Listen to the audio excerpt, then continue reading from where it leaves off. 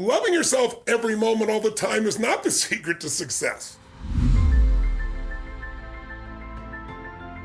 Having appreciation for yourself is different than constantly loving. Now in the Bible it says, love thy neighbor as thyself. So I think it's a worthy goal and it's useful, but most people are obsessed with it.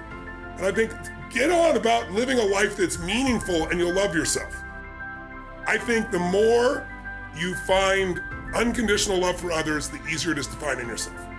And I think the focus is serving and loving, and that's what will get you to the point where you start doing it. But if you want to speed it up, stack all the good you've done, you'll feel great about yourself.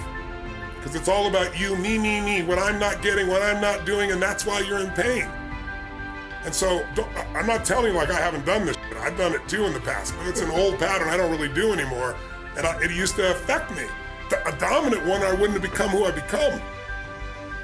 I know some people are not a good influence. I'm not denying that. I'm just saying you're more than somebody's influence unless you obsess about it every moment and make them wrong so you can make yourself feel superior morally, psychologically, or spiritually. That's bullshit.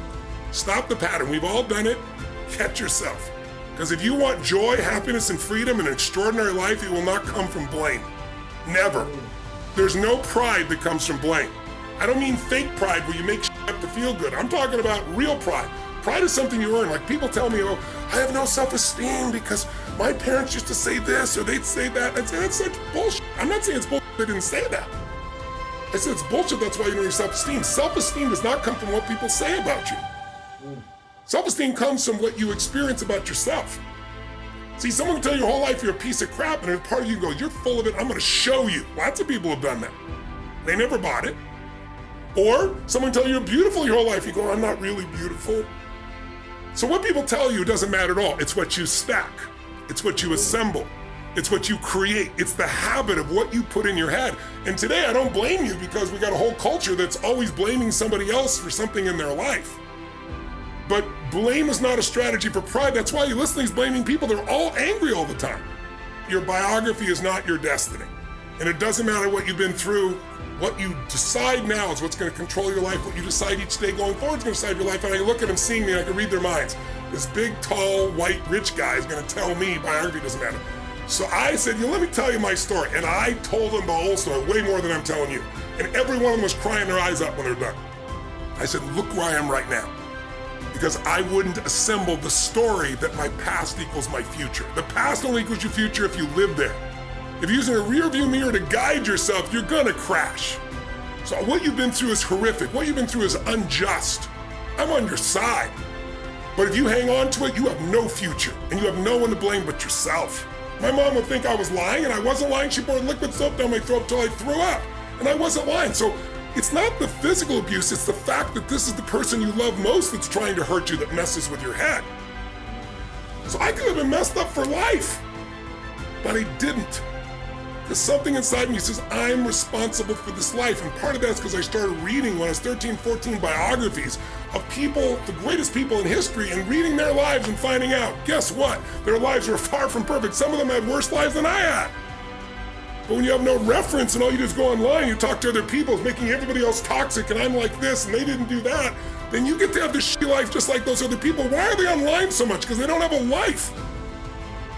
Right? Don't be one of those. Free yourself from the chains of your past.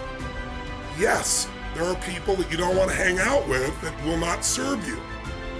But then move on. Don't sit there and talk about it constantly. Don't waste your time. And you say, but what if it's family, Tony? Mine was family too. And you learn to grow. You go, they're in my life. If someone can get your goat, if someone can piss you off, if someone can make you feel less than, that's God coming to you saying, grow. You need some spiritual growth. There's got to be some change in your perception, your belief, your emotions, your spiritual look of life, so that can't happen anymore.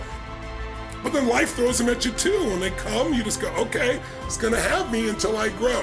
What needs a shift in me so that it no longer has an impact? It's like your growth is the only limit to your happiness. If you're not happy, you're not growing in some area. And usually it's a place where you're blaming, you're pointing the finger. I don't care if it's government, don't get me wrong. People can be unfair, unjust, that's for sure happens. But you can't control that. You can't make it not happen. What you have to do is become stronger than any of it so you're free. Freedom comes from growth. Freedom does not come from control, because control is an illusion. You can't control everybody, no matter how hard you try. You can't control what they think or feel, and not everybody's going to be fair and just. And you, my dear friends, and I have not always been fair and just, whether we admit it or not. It's just the nature of being, a human being.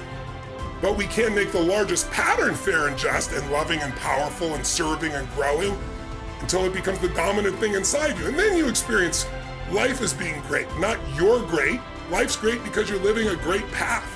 Whichever thing you're most desirous of changing, whatever thing is giving you the most pain. I always teach physiology first, as you well know. If you change the body, you'll change the emotions. If you change the emotions, you'll change your decisions, you'll change the quality of your life. Because the quality of your life is your emotions. It's not what you get. You can have $1 billion and commit suicide. People have done it, right? You can have beautiful relationships and commit suicide. You can have people loving you and be sad all the time. Our pattern of emotion is our home, and you have to upgrade your home. You have to train it, and one way to train it is the emotion comes from the way you move, the way you breathe, the way you speak. And all those physical characteristics change your biochemistry towards this feeling of being depressed. Remember, fear is physical. You feel it in your throat or your gut. So is courage. Courage doesn't mean you're not afraid. It just means you're strong enough, you push through in spite of the fear, right? And courage feels different in the body. So when you go lift, or you go for a sprint, or a strong run, or you jump in that freezing water, when you push your mind to go beyond what's comfortable, you feel a strength inside you, and that strength will help you to change your body, your emotions, your relationships, whatever. Like, find somebody who has what you want, ideally maybe more than one person, 2 or 3, and figure out what are they doing different than you in their relationship? What do they believe different than you about relationship? If it's their body, what are they doing different? They're not lucky. They're doing things differently. You might be slightly biochemically different, but there's patterns there that you can see. And so instead of learning by trial and error, which can take decades, you may never learn, Jim Rohn taught me success leaves clues, man. Find someone's got what you want, study what they do, every aspect of it, and then add yourself to it. Serving is what my purpose is. I don't need all this bullshit.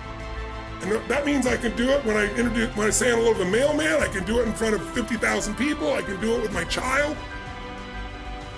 And there's lots of different purposes as you go through your life. But most people are trying to get that. They haven't even figured out what the hell they're going to do. They haven't even figured out how to enjoy their life. Your purpose will unfold if you do the right things. I think greatness is service. I think great service is a great life. I think, as you live your life, and I'm fortunate enough to uncover this earlier in my life, not because I'm such a good person, I think just because I love people, and because I've been attracted really brilliant people 20, 30 years my senior who had been through all the patterns. In the end, it's not what you get that's going to make you happy, it's who you become, and it's who you've been able to touch. And so I think greatness is service. I think greatness is finding the way to do more for others than anybody else, because that'll also come back to you in spades from the standpoint of your own sense of internal pride, not external, but your own sense. Like, people could take away everything I have, they can't take away who I've become as a man by my service and by my growth. So I think purpose and having a sense of progress are the two things that create a great life. If you got a higher purpose than yourself, that's going to give you the motivation and the energy to drive when everybody else is exhausted and you're exhausted. And if you're making progress, you'll feel the rewards that come from that. And I think those two are twin powers in a great life.